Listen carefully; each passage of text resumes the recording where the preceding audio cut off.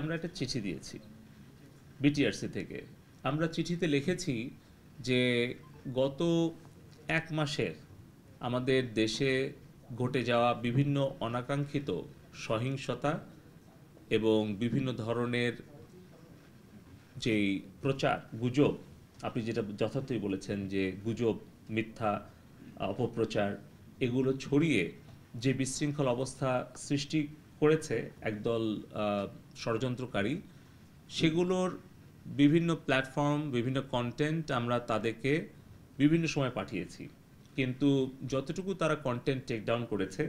যতগুলো প্ল্যাটফর্ম তারা ব্লক করেছে, সেই সংখ্যাটা অতি নগণ্য এবং এটা অগ্রহণযোগ্য আমাদের কাছে। এবং আমরা বলেছি যে বাংলাদেশের সংবিধান, বাংলাদেশের আইন এবং ফেসবুক, ইউটিউব, টিকটক তাদের নিজস্ব যে কমিউনিটি স্ট্যান্ডার্ড এবং তাদের যে পলিসি, সেগুলো তারা নিজেরা মেনে সংবিধান অনুসরণ করে আইন মান্য করে বাংলাদেশে তারা কি সাইবার স্পেসটা ব্যবহার করতে চায়, নাকি বাংলাদেশের সংবিধান ভঙ্গ করে, আইন ভঙ্গ করে তাদের নিজেদের দেওয়া কমিউনিটি স্ট্যান্ডার্ড অমান্য করে তারা বাংলাদেশে প্রচার করতে চায়। তারা কি বাংলাদেশের জন্য তারা ভিন্ন ধরনের পলিসি অ্যাপ্লাই করেছে, নাকি তারা America, Myanmar, India, Sri Lanka, Singapore, অন্যান্য দেশে, তারা ইউরোপ, আমেরিকাতে, এশিয়াতে অন্যান্য দেশে যেভাবে তারা তাদের পলিসিগুলো অ্যাপ্লাই করে, সেই স্ট্যান্ডার্ড কি তারা নিজেরা আমাদের বাংলাদেশের জন্য মানছে, নাকি ভিন্ন ভিন্ন অবস্থান নিচ্ছে? আমরা দেখতে পাচ্ছি যে আমাদের বাংলাদেশ আওয়ামী লীগের সমর্থনে যেই পেজগুলো, যেই ফেসবুক অ্যাকাউন্টগুলো কাজ করত, এরকম 50টা পেজ এবং অ্যাকাউন্ট তারা ব্লক করে দিয়েছে। কিন্তু একই ধরনের কাজ বিএনপির ভেরিফাইড পেজ থেকে কিংবা বিএনপির যে সাজাপ্রাপ্ত সন্ত্রাসী তারেক জিয়া বিদেশ থেকে ইউটিউবে বা ফেসবুক লাইভে এসে যে সকল বক্তব্য দিচ্ছে, সেগুলো কেন ব্লক করা হচ্ছে না, সেই কন্টেন্টগুলো কেন টেক ডাউন করা হচ্ছে না? কিংবা যেগুলো চিলড্রেন অ্যাবিউজ কিংবা আপনার আমাদের নারীদের প্রতি যে আক্রমণ অথবা অগ্নিসংযোগ অথবা যে ধরনের সন্ত্রাস এবং হত্যাকাণ্ড আমাদের এই গত কিছুদিনে হলো প্রচারণা গুজবের কারণে, সেগুলোর ব্যাপারে তারা কোনো ধরনের দায়িত্বশীল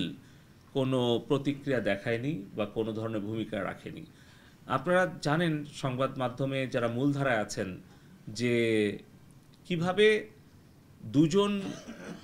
ছাত্র মারা গেছে এই অপপ্রচার শুরু করা হলো ফেসবুকে, কিন্তু সেটাকে কোনোভাবে এটা মিস ইনফরমেশন বলে ফ্ল্যাগও দেওয়া হয়নি এবং তার প্রেক্ষিতে আন্তর্জাতিক কিছু গণমাধ্যম সেইটা নিউজ করে এবং কিছু দেশের মুখপাত্র সেটাকে তারা স্বীকৃতি দেয় এবং তার প্রেক্ষিতে পুরো দেশে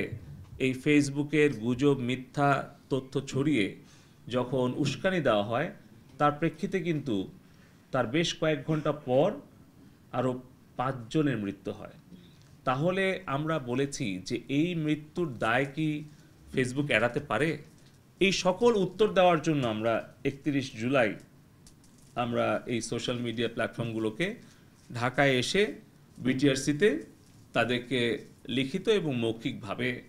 জবাব এবং ব্যাখ্যা দেওয়ার জন্য আমরা অনুরোধ করেছি। তারা এসে যুক্তি এবং ব্যাখ্যা দিয়ে যদি আমাদেরকে বুঝাতে পারে যে সারা বিশ্বের সব দেশের জন্য তাদের নীতিমালা একই এবং অন্যান্য দেশে তারা যেভাবে